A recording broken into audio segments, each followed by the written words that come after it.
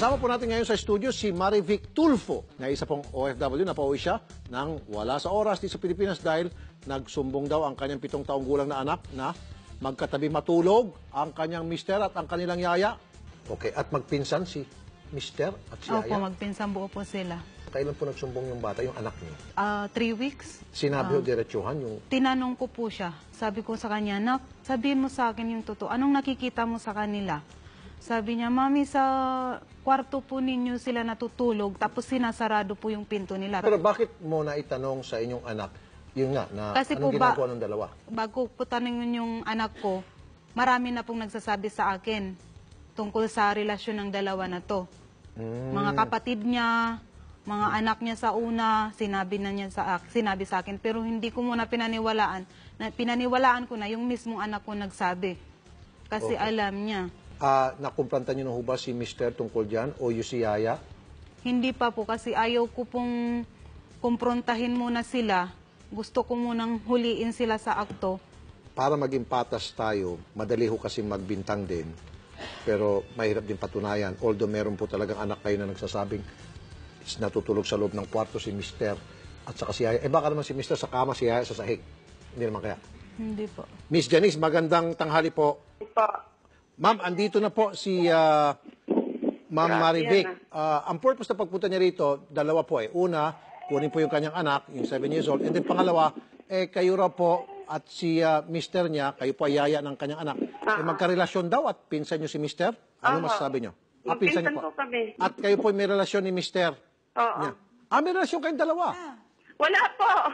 Sabi mo, okay. Magpinsan po kami. Aha. Ano? Usapin ko nga yan. Sige, usap kayong dalawa. Hindi siya muna umuwi dito bago siya magreklamo dyan eh. Hello.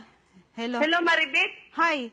Bakit ganyan ka? Oy, sandali lang. Ang Ikaw, dami lang. Ako ang ano sa'yo, alam ko na kasi ang problema mo eh. Bakit pumunta ka pa dyan at hindi ka muna nakipag-usap dito sa amin kung anong problema mo? Dami kong nalalaman tungkol sa inyo. Pero pilit hindi kayo ano man ang umaamin. nalalaman, may ebidensya ka ba sa amin? Oo, kasi paano Ano? kayo magbibigay ng ebidensya? Pilit nyong pitatago yung mga kaanuhan nyo. Anong kaanuhan? Nakakahiya pa. Kayo ang nakakahiyang dalawa. Mismo na yung anak ko nagsasabi. Sa kwarto nyo po natutulog si Tita Janice at saka si Darwin. Nakasarado po ang pintuan. At tapos ito pa si Carl. Sabi pa ni Carl, "Tita, kinausap po ako ni Papa." Ang sabi ni Papa sa akin, "Anak, yung mga nakikita mo sa amin ni Tita Janice mo, wag mo na lang pansinin kasi matagal na kaming may relasyon." Ma'am Janice, kayo ho at si pinsan nyo, pareho kayong natutulog sa isang kwarto. Oo, pag minsan po si Darwin sa paahan po namin kasi wala pong electric fan. Minsan, ha? Wala po kasing electric fan sa walang labas. electric. Kaya ganun, Dahilan mo. nainitan po. At saka tuwing po ay yan ay madaling araw na po nauwi pag minsan po. Ang electric pump po, ang halaga niyan ay 300 pesos lang. Ba't hindi lang po bumili ng isa pang electric pump para sa inyo? Sir, excuse Para me magkahiwalay ho po. kayo matulog, para nang sa gayon. Ma'am, para nang sa gayon, ma'am, maiwasan po yung mga chismis ng mga kapitbahay, mga kamag-anakan, at ng amo ninyo.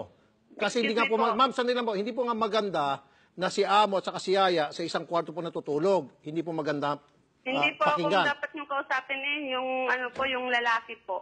Hindi po ako. Okay.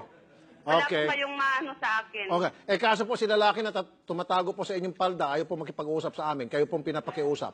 Ay, hindi. Wala kayong maano, maririnig na sa akin. Tapos na po. Okay, sige po. Sige Sorry po, sir. Ma'am, last word na lang. Hindi ko nakakausapin yan. Silang dalawa mag-usap ng asawa niyan. Sinasabi niyang asawa niya. Ay, asawa mo na yun. Nagsasama kayo sa sarili naming pamamahay. Halimbawa man, ano man ang hinahabol mo sa akin? Wala akong hahabulin sa'yo. Sabi mo nga, di ba? Ipaglalaban mo siya. Ay, anong problema mo? Problema ko. Ako pa ngayon ang problema. Mo, hindi ako. Anong tinatanong mo sa akin? Wala kang malalaman sa akin, ha? Ay, no. Okay? So, confirm. Well, okay, sige, tapusin po natin. So, ma'am, yung pong bata, 7 years old, andyan po ngayon kasi pupuntahan po namin, kasama po yung ating PNP Women's and Children's Desk, para kapag nakuha po yung bata, sabi po ni Mrs. dito, okay na po magsama kayo ni Mr. kung whatever, di ba? Yun naman yung ano niya, panakot niya yung bata. Kayo nga nananakot eh. Kunin mo Panakot yung, mo lang yung pag kinuha mo bata. yung anak ko. Hoy, Maribek, Janice, hoy, yung Janice. lalaki yung anuin mo, ha? Ba't ako mo? Ha? Ba't ako yung hinaaway mo? Hindi Okay kita ka? inaaway. Mag-isip ka. Umamin lang kayo. Tapos. Sige. O, tapos na pala eh. Anong problema mo? Oh, tapos paano na. din ang problema mo? Okay. Bakit nag-ano ka? Okay. Ma'am, kaya po namin kayo tinawagan kasi nga, ang purpose ng pagpunta niya rito, dalawa nga po, nabanggit ko sa umpisa pa ng programa, yung gusto lang niya malaman kung talagang totoo na si Yaya at saka yung si Mister ay magkarelasyon at nasagot niya na po yan.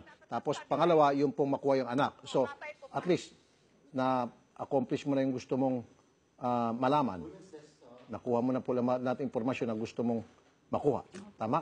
Okay? Sige po. Para aksyonan ang problema, makakausap natin si linyang telepono si Inspector Raquel Escobedo ng Women's and Children's Desk ng Rodriguez Rizal. Magandang hapon po, Inspector. Hello sir, good afternoon po.